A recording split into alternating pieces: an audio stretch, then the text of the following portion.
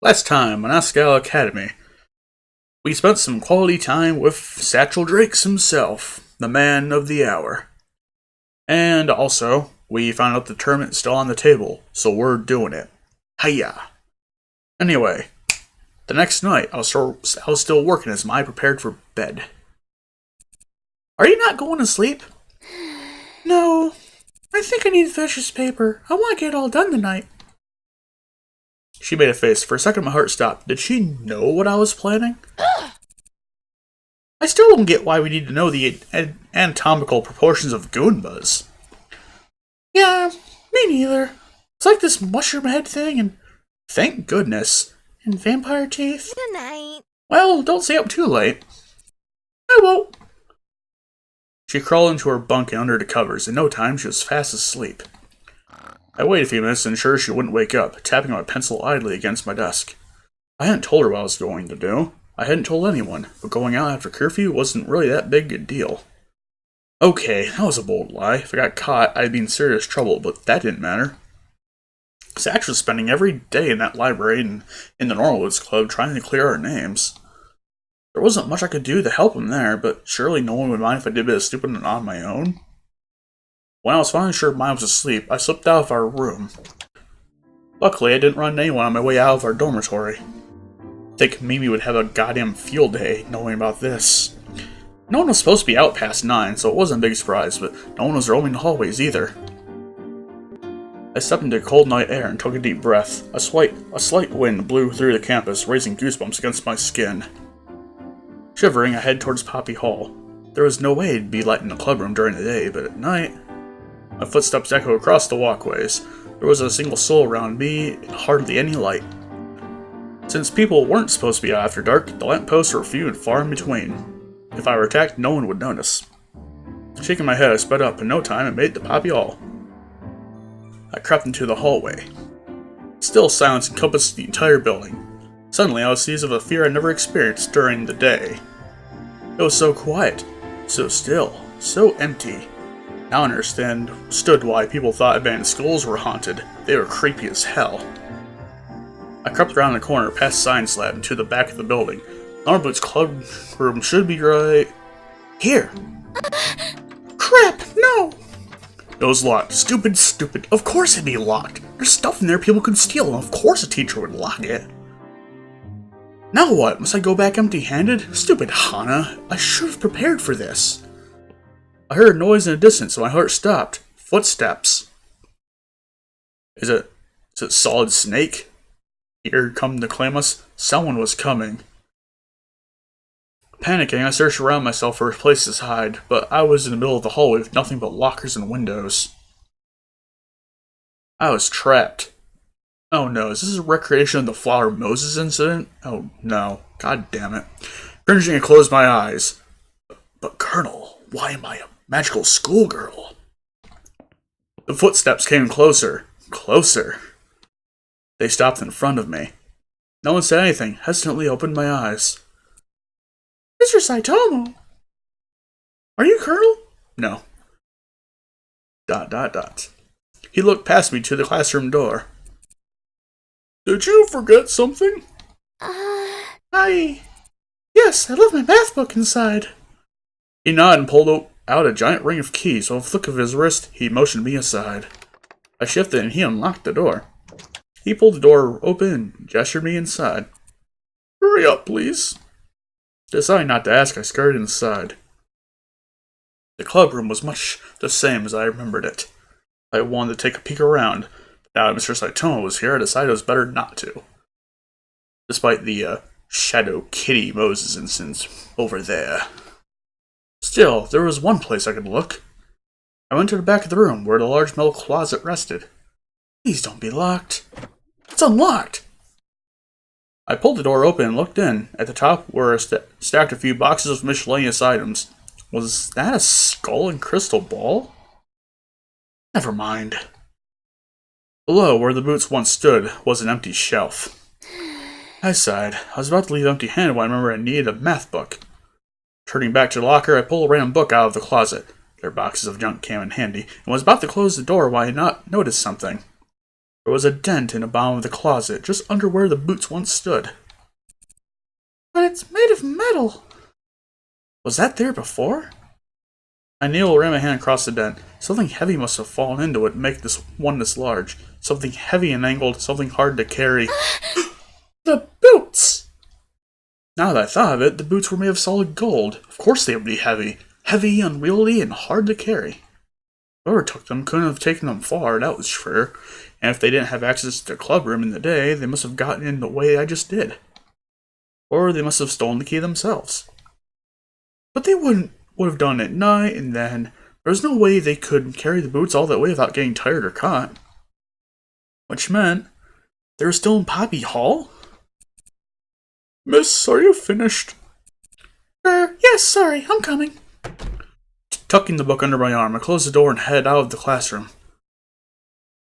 Mr. Saitomo chaperoned me all the way back to Primrose House in a stiff, insulated silence. I wanted to ask him why he was wandering the halls at night, and why he'd let me off, and why he always wore that brown suit. Seriously. But looking closer at it, the suit was slightly rumpled, and there was a red ascot stuffed in one of the pockets. I looked closer at Mr. Saitomo's face. He looked somewhat flushed. Had he been on a date? Dot, dot, dot. Dot, dot, dot. If you don't tell, I won't either. He gestured at the book in my hand. I looked down to see a Dungeons and Dragons manual. What? I won't tell if you don't. He placed a finger to his lips and then turned on his heel and headed back to Poppy Hall. Dot, dot, dot.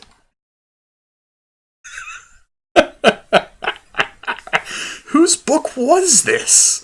As I climbed the staircase back to my room, my curiosity and excitement began to fade. Thankfully, I was able to sneak back in, hide the book, and pop into bed before my so much as moved a muscle. Great, now I really was a thief. God damn it, man. Hana, are you gonna get up or not?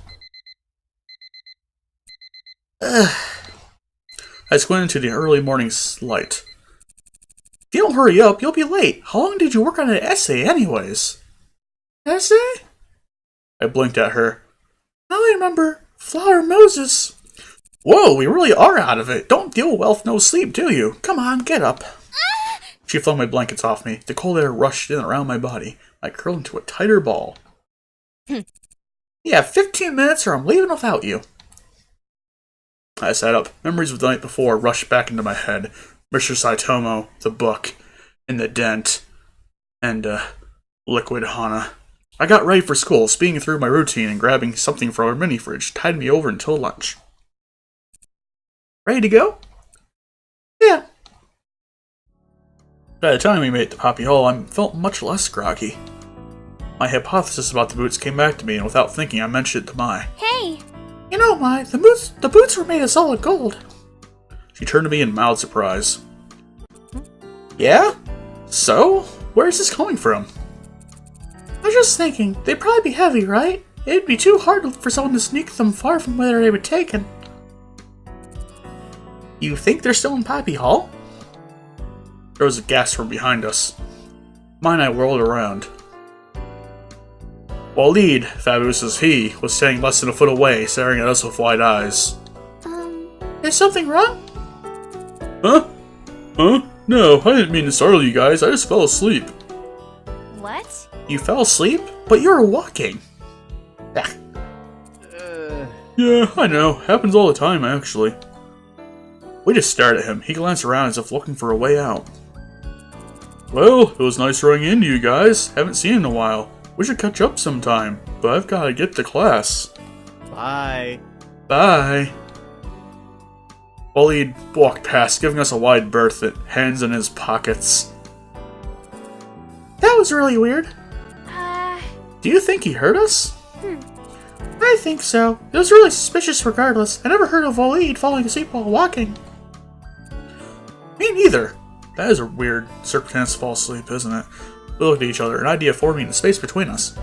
It wouldn't hurt to check things out a bit, just make sure, you know? Yeah. You can never be too careful.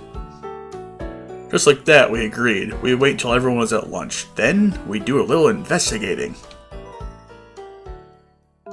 Lunchtime came.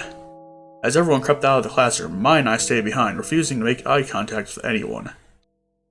Our hope was that it looked like some kind of protest. Thermal Boots guys, and by extension the entirety of the class, were pretending we didn't exist. Most of our attempts at friendly interaction were completely ignored by the class. The Thermal Boots guys got incredibly uncomfortable and just walked away. Well, most of them. Shane would show us a dirty look if we even got close to him. Ah, the pink-headed girl scum. Oh god. Chopped Shane. Whether they bought it or not, the classroom quickly emptied out, and Mai and I headed in the hallway. The hallway. Do we even know which one is Waleed's? Well, he's a first year, isn't he? He should be outside of his classroom. We'll be able to figure it out, and if not, let's just look in all of them. I balked, but Mai was totally serious. We reached the first floor landing and crept along the hallway. Thankfully, nobody was around. They were all engaged in a mad rush to get the good food before the cafeteria ran out. We crept around the corner into classroom 1-3. Should be one of these. We walked down the hallway, hoping for some kind of sign. Then Mai stopped walking. Oh my gosh! That is scary laughter. She burst into laughter and pointed ahead of her. Confused, I followed her finger. One locker in the middle of the left row was completely covered in stickers. Curious, I stepped closer. Images of Waleed's face peppered with various words were plastered across the locker. Me, my lord, Barog the butt, and other strange sayings were scrawled across each. what? You've got to be kidding me! Sorry about that. I don't really get it. Once upon a time, a few years ago, back before he even came to this school, Waleed had a bit of a temper. Long story short, someone got on camera and uploaded it to the internet. Oh. And the rest is history, as you can see. I stared at the different images of Waleed's face. This takes dedication. Did he do it, or did fans? I honestly couldn't tell you. Anyways, let's get to work. Do you mind standing guard? I stepped into the middle of the hallway, alert for any sound or movement from either end of the hall.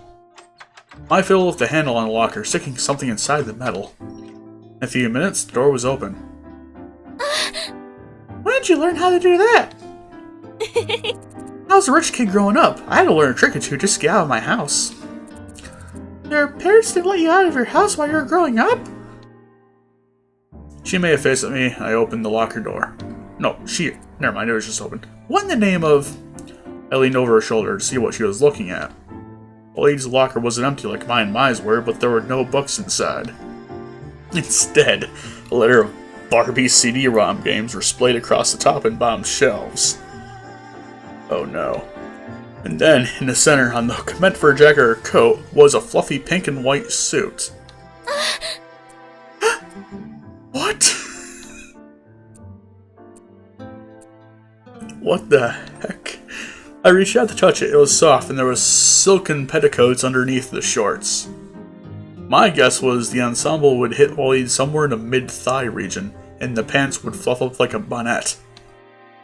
The shirt was sleeveless with gold-painted buttons and zippers trailing off. What is this for? I don't know. I have no idea. Never heard anything like... She shut the locker door. We've seen something we weren't meant to see. We can't mention this to a soul. Of course not. I don't really get what the big deal is, though. He brought it to his locker, so he must not be that shy about it. Mai shook her head. You'd be surprised what you can sneak into a locker without anyone seeing. The important thing is that he didn't have the boots, so he's perfectly innocent. Well, Let's just go eat lunch. She stalked off, completely unconcerned as to whether I followed her. I ran to catch up. If Ollie didn't want people to know, there was no reason we should mention it. It'd be pretty hard to explain anyways. Yeah, that would be weird. When we made it to the cafeteria, we were among the last to get our food. I already straight to Waleed at the hidden block table. He was chatting happily, completely unconcerned with the odd suit he had in his locker. I felt blood rise to my cheeks, then we locked eyes. I turned away and focused on getting my food. When we had the chance to sit down, I glanced over at the hidden block table and noticed Caddy, Ian, and Waleed watching me. I grabbed mine and dragged her out of the cafeteria. I was terrible at keeping secrets. It was better just to avoid the situation entirely. Really? You're terrible at keeping them? Well, you fell into Mize for so long. Oh well, whatever. That night, I waited until long after Mai fell asleep to get up again. I changed back into my uniform in the darkness and snuck out of our room. Waleed hadn't taken the boots, but the look he, Ian, and Caddy gave me at lunch stayed in my mind. It was almost hostile. I didn't understand why. They had no reason to know we were snooping through their things. It seemed to me like they were on the defensive, so couldn't hurt to check. Ran across the grounds, this time avoiding the streetlights. I wasn't sure what gave me away with Mr. Saitama, but it couldn't hurt to be more careful. I made the poppy hole and wandered to where Waleed's locker was. Their clubroom should be around here somewhere. If I remember Handlock, what would I put inside the clubroom to indicate that was where we met? It was hard, they all had such different distinct personalities. But the loudest personalities would probably have their way. Just then I walked past the classroom and something pasted on the windows caught my eye. Huh? I tried the door. It was open! I stepped into the room and was immediately hit with the pungent smell of old chicken salad, macaroni and cheese, and chips. Ugh, no. Good lord! I couldn't breathe. Ugh. I struggled to one of the windows and slid open, gasping in the fresh air. What the hell? Does no one take out the trash in here? I glanced around the room and immediately locked eyes with a face on the wall. Dot, dot, dot. Waleed? A giant version of Waleed's face was watching me from the wall next to the door. I shivered. I do not like it in here.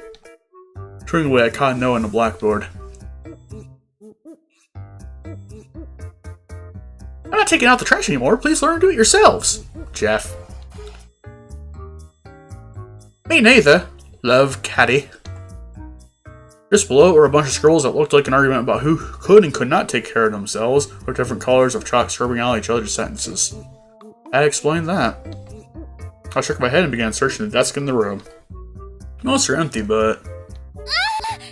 What the hell's a gun doing in here? Slaughter was written in sparkling silver Sharpie on the side. Well, I guess this... I'm going to dine here. I just am. Leaving the desk behind, I crept my way through cabinets at the back of the room. Old candy wrappers, several obscure alternative music CDs, a set of extremely expensive looking microphones and headphones, an old notebook? I took it out and flipped through the first few pages. Inside were cartoons drawn in thick ink. Nokimon, pink ball of fluff, anthropomorphized rocks. Hey! These aren't half bad. But nowhere did I see reference to the boots. Or even to that, hidden, secret program, Sons of Normal Boots. Oh. That would be, Metal Gear Hana 2. Sighing, I reached to put the book back in the cabinet, but not before scribbling a small image of my face on one of the pages. They wouldn't suspect me. Why would I out myself by drawing my own face? Are you fucking serious? Hiding about as well as Pliskin did. Anyway, all this sneaking around was getting to me. I was becoming a rebel. A bad seed. Like Gillian Seed from Snatcher. Oh! But there was nothing else I found that could possibly lead me to the boots. I closed the window and left the room, sighing for relief when I shut the door. The window might have been open, but that hadn't stopped the smell. How in the world do these boys live like that? ... No, knowing them, winning the fight was more important than being clean. It was a wonder they were all friends with how much they picked on each other. But then, that was probably the point. So... their lockers must have been right around there too. I stood on my tiptoes, peeking into the slats on the fronts of the lockers. I couldn't open them without Mai's help, but I could at least see what they had in them. But as I peered through them, I came up empty. Playmaster games, a hamster wheel, something called an Ian box, a Rulian shield. Their lockers are weird, but there was no sign of the boots. As I headed back to the dorm, my heart sank. It wasn't a Hidden Block Club. Really, that should make me happy. It should be good that they were true friends to Normal Boots guys. Like they were the Sons of Normal Boots. Ugh! Yuck! But they were my only lead, really. Now I was back to the very beginning, no better off than I was before. I climbed to my room with heavy steps. Reminds me of Arsenal gear. It was already 1 in the morning. I had no idea how so much time had passed. I changed my pajamas and stumbled into bed. Great. How worthless was I? Hana, you're not worthless. Damn it. Stop thinking this.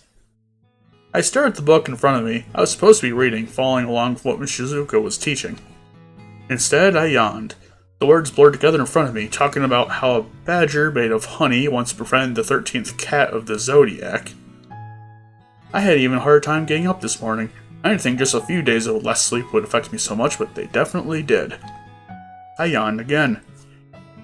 Like that. Surely it wouldn't be I couldn't see, Oh god. You fell asleep in class, didn't you? ... Strange images swirl in front of me. The boots. The dent in the locker. Satch. Satch. Oh, Satch, I was looking at him in the library. This is back when I told him I was going to help him. He was in such a panic. Now that I was looking at it again, I remembered the librarian much more clearly. She was glaring at him so venomously I could feel the heat from where I stood. There was no way she'd do anything wrong to him, right? Probably. Right? She probably did something. Something shoved in my back as I snapped awake. Feng Shui! Say Feng Shui! The Feng Shui? Miss Shizuka, who was staring at me from the front of the class, put her hands on her hips. Yes. Yes, the answer is Feng Shui. What is its purpose? If you place yellow objects at the front of your house, you get more money, and right at the back of the room, people will give you stuff? Shizuka squinted at me. I think that's how you do the Animal Crossing, is it? I think? I don't know. Well, not incorrect. We're talking about the traditional effects of Feng Shui now. Miss Mizuno, not the old country superstitions. Please pay better attention. Yes, ma'am. I sat back down and shot a grateful look at Mai. She nodded at me, face full of concern. I smiled at her and turned back around, hoping that would ease her mind. But as I looked at my book, I suddenly realized I had no idea what the lesson was even about. Something about the 13th cat of the zodiac, and Ted Cruz, and... Wait, what? Hana. Hana? Hana! What happened? I blinked at her. My eyes felt gooey and slow, like they were glued shut. Class is over. It's time for lunch. What? Already? But... did I miss all morning? I nodded. I sat up and looked around the classroom. Only a few stragglers remained, jotting down final notes. Hana. I'm sure you've been really stressed about everything that's happened, but it's no good fall asleep in class. I know that. It's not like I was trying to fall asleep. But still, this was not good. Asagao Academy was a prestigious school. People only got in if they had high academics, lots of money, and were extremely talented in some way. I was none of those things. Scholarship student. I was the way that the school and other students felt better about themselves. If I dragged down the school's image, they kicked me out without a second thought. I wasn't even sure how I made it in the first place. It's not your fault if you're having trouble sleeping. Come on, let's go to lunch and not worry about it, yeah? I nodded and stood, feeling somewhat like I was not a part of this world. The walls blurred as we headed out of the classroom. Maybe if I touched one, I'd fall all the way through. My. What is this, the VR simulation? Yeah. When he opened the door, we almost walked right into John and PBG. Whoa! Oh god. Hey! Hey, we were just coming to get you guys. Wait, you're talking to us again? I glanced from really overly cheery John to PBG, who was avoiding eye contact with me. It'd been 3 weeks since he last spoke to us. Maybe I was still asleep. As it was, my brain was moving too slow for me to say anything about it. So the thing is, we wanted to apologize. What? You... do? We realized we were being total jerks. We felt terrible about it, or at least I do. Hey, it was an honest mistake. People make mistakes all the time. I stared at John's broad face, trying to click together what was happening. You ignored us for 3 weeks, and you're saying it was an honest mistake? PBG elbowed John aside and shot him a look. No. Ignore him. He sticks his foot in his mouth so much he'd think it was a lollipop. But we came to invite you to lunch with us again. If you'll still have us, we want to make up to you somehow, and we missed you. Both of you. Dat. I can't believe it. So you're not suspicious anymore? Well... Yuji owed him in the side again. Ugh. Okay, sorry. I decided it'd be funny. No, we're not. We can't speak for the others, but you have our support. My head swam. The frustration of the past 3 weeks, the betrayal, the late nights, the tears, the whispers, the judgment, all built up inside of me. Did they want us to just forgive them and let it all go? Mai looked at me, waiting for my decision. It seemed she didn't know what to make of it either. Okay. This is painful. Alright, so... let's suppose we do eat lunch with them again. Okay, so... obviously John and PBG are on our side now, it seems. Satch is definitely on our side. That's 3 of the 9. I would assume that Gerard at least would probably be like, oh hey, sure. Because, well, Gerard is Gerard. I can't speak for Paul, Nick, or Josh. And I think Jared might be in favor of Hana, but I'm not so sure about him being in favor of Mai. And for Shane, well, Shane's gonna be like, ugh, pink-haired girls are the worst. Oh god. Kill me now. Okay. So that'd be... so we'd figure out who would be on our side if we said, sure.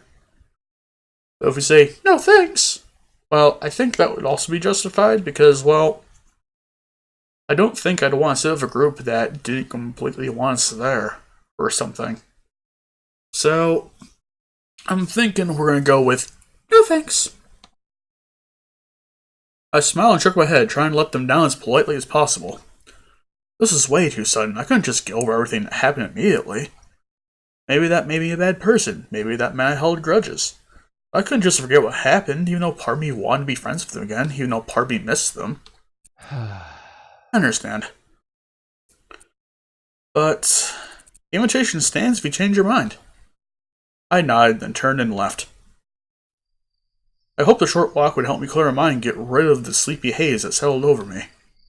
Well, I felt awake at least. Hana? Mai fell into step beside me, watching me carefully. Yeah? What's wrong? What was I supposed to say? They're really cruel to us, Mai, for 3 straight weeks. They didn't act like we were friends at all. I know that people make mistakes, but actions speak louder than words too. Sometimes people mess up so badly you have to cut them out of your life. You're better off without them. I reformed the edge of my mind. I angrily pushed it away. Friends forgive each other's mistakes. Who says we're still friends? Hana. Yeah, exactly. My side. Come sit. I want to tell you something. She gestured to a bench on the side of the walk. Together we sat. For a while, I stared at the wind moving across the branches of the trees before us. You stare at the wind. As the branches moved, light appeared and disappeared. To me, at least it seemed to be coming and going, but on the other side of the branches, it was constant.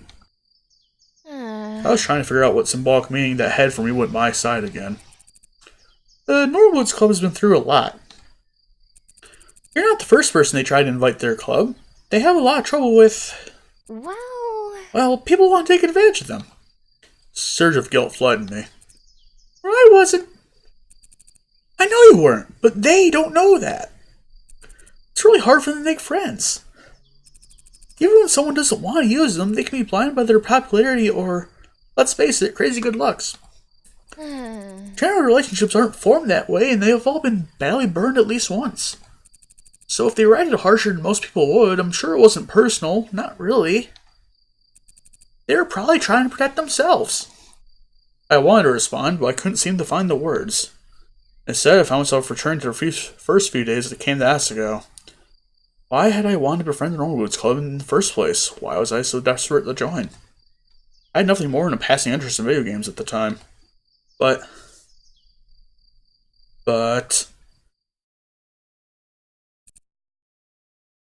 You know Jared? Well, back then, Hana had not realized that was her voice. Hi. Did I know him? I only talked to him on train for a few minutes and not really, we weren't friends or anything. But looking around, mine and this girl weren't the only ones who were interested. Everybody was listening in. They were so surprised when he talked to me. Maybe a little lie couldn't hurt? I felt sick to my stomach. They hadn't treated me well, but to be honest, I hadn't treated them well either, even if they weren't aware. My motives were less than pure. Throughout my time with the Normal Boots Club, I got to know them and I started liking them as genuine people, as friends. But in the beginning, it was less friendship and more... You're right, I've been a jerk. Well, I wouldn't say that.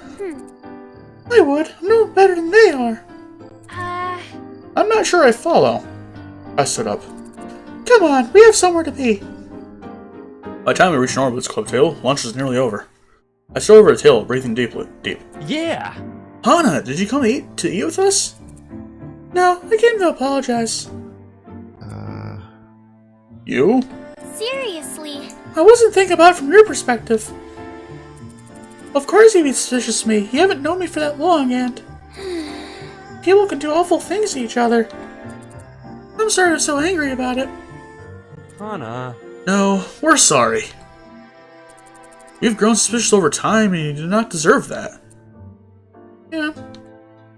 Alright! What's most important is that the group is back together again. And we're happy to have you, Hana. Shane grunted. I glanced at him and he looked away. Well, most of us are. Time for class. see you later. But we'll see you tomorrow, right, Hana? Yeah. Right, you will. Fucking Shane. And like that, it was set right. Well, most of it was. I still had to prove myself to a few people. Like Shane. After the excitement of the day, it didn't take long for Maya to fall asleep. I lay and listened to her steady breathing, resisting the urge to fall asleep myself. Finally, her gentle snoring began. I put on some clothes and head back outside. What's this? Another sneaking mission, Hana? Solid Hana Mizuno? Okay, well, I think we'll save the sneaking mission for next time. And if you like this, be sure to like, comment, and subscribe, and I'll talk to you all later. Bye-bye.